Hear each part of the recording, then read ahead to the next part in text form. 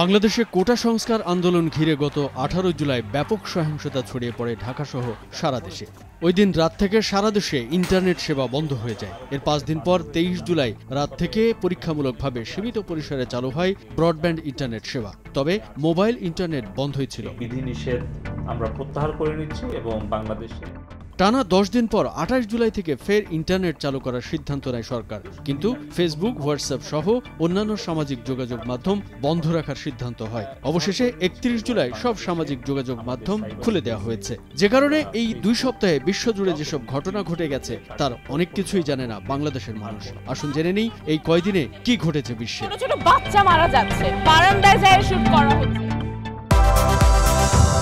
ফিলিস্তিনের স্বাধীনতাকামী সংগঠন হামাসের রাজনৈতিক প্রধান ইসমাইল হানিয়াকে ইরানের রাজধানী তেহরানে হত্যা করা হয়েছে বলে জানিয়েছে ইরানি গণমাধ্যম। ইরানের বিপ্লবী গার্ডস বাহিনী বুধবার এক বিবৃতিতে জানিয়েছে ইসমাইল হানিয়া তার এক দেহরক্ষী সহ তেহরানে নিহত হয়েছে। ইসলামিক রেভলিউশনারি গার্ড কোরের সেপাহ নিউজের এক বিবৃতিতে বলা হয়েছে, তেহরানে হামাস ইসলামিক রেজিস্ট্যান্সের রাজনৈতিক কার্যালয়ের প্রধান ইসমাইল হানিয়ার বাসভবনে হামলা চালানো হয়। এতে তিনি এবং তার এক দেহরক্ষী নিহত হন।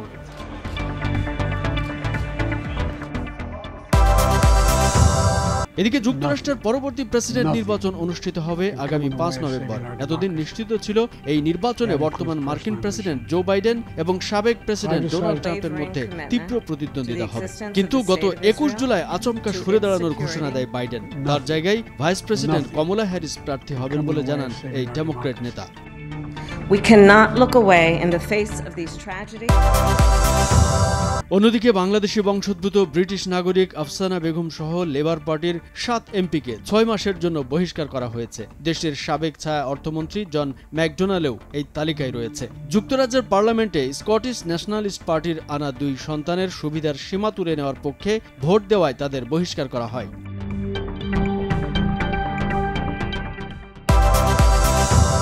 গাজায় ইসরায়েলি বাহিনীর আগ্রাসনে নিহতের সংখ্যা 39,000 ছাড়িয়েছে। অবরুদ্ধ উপত্যকার হামাস নিয়ন্ত্রিত স্বাস্থ্য মন্ত্রণালয় জানিয়েছে, সেখানে এখন পর্যন্ত 39,324 ফিলিস্তিনি প্রাণ হারিয়েছে। আহত হয়েছেন আরও 90,830 জন।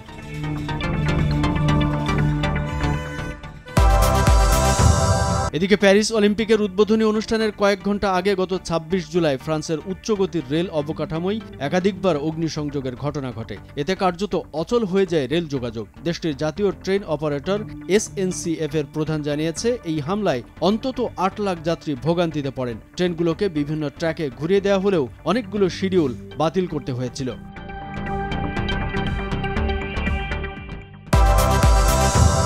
নিয়ন্ত্রণের বাইরে চলে গেছে যুক্তরাষ্ট্রের ক্যালিফোর্নিয়া অঙ্গরাজ্যের উত্তরাঞ্চলে ছড়িয়ে পড়া দাবানল। এখন পর্যন্ত এই দাবানলে প্রায় 2 লাখ হেক্টর এলাকা পুড়ে গেছে। চলতি বছর এটি যুক্তরাষ্ট্রের পশ্চিমাঞ্চলীয় এই অঙ্গরাজ্যের সবচেয়ে বড় দাবানল। এটিকে ক্যালিফোর্নিয়ার ইতিহাসে 7ম বৃহত্তম দাবানল হিসেবেও চিহ্নিত করা হয়েছে।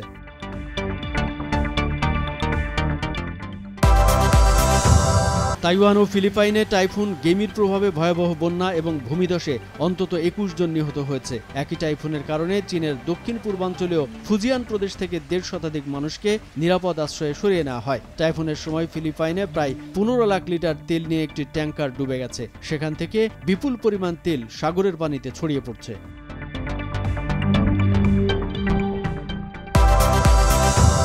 এদিকে নেপালে আবারও ঘটেছে প্লেন দুর্ঘটনা। গত 24 জুলাই ত্রিভুবন আন্তর্জাতিক বিমানবন্দরে একটি ছোট প্লেন বিধ্বস্ত হলে এর 19 আরোহীর মধ্যে 18 জনই নিহত হয়। তবে আশ্চর্যজনকভাবে বেঁচে গেছেন প্লেনের পাইলট। দুর্ঘটনার শিকার প্লেনটি সুরিয়া এয়ারলাইন্সের ছিল বলে জানা গেছে।